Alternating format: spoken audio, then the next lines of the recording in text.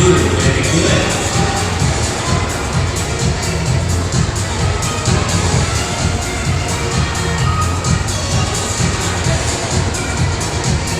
Okay, students, watch closely.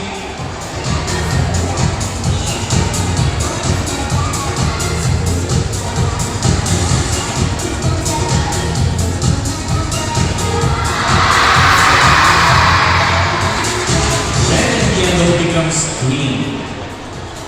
Yellow and red becomes orange. While blue and yellow becomes green.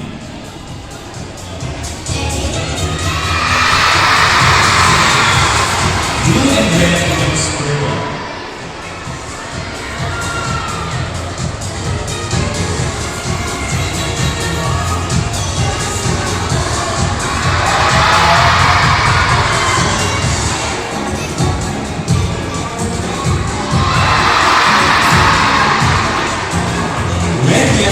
Blue are considered the primary colors. Everybody say primary colors. Combining these three colors, we can create a rainbow of colors. Okay, everybody shout rainbow.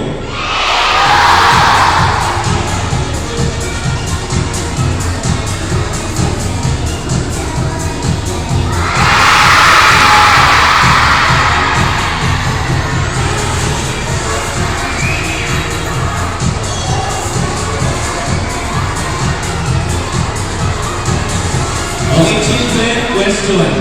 What animal is this? This one. What animal is this? Bird.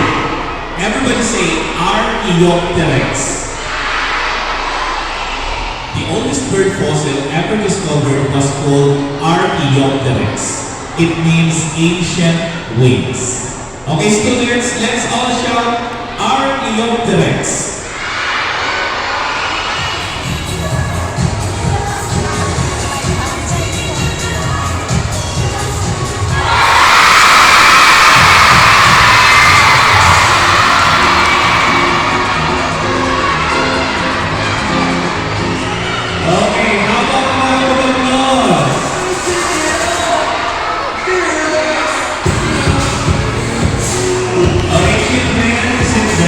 Please sit down. Okay. Question. Okay, makinig. Bakit lagi na lang dove o kaya rabbit ang ginagamit ng mga magicians pag nagmamagic sila? Bakit? Okay, the answer is because these animals are comfortable being contained in small spaces. Kahit sa maliliit na mga lalayan, hindi sila nagpapanik, hindi sila natatakot. Okay? Subukan nyo kaya itago yung manok o kaya yung pusa, ano?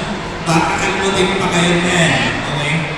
So the reason why these animals are used for magic is because number one, they are very quiet, and number two, they are comfortable even in small spaces. So kahit naka-confine sila sa maliit na lalayan, hindi sila nag-iingay. Okay. Question! Sino dito ang genius? Raise your hand. Wow, ang daming genius. Okay, I need one volunteer. Lalaki. Grade 6, grade 6.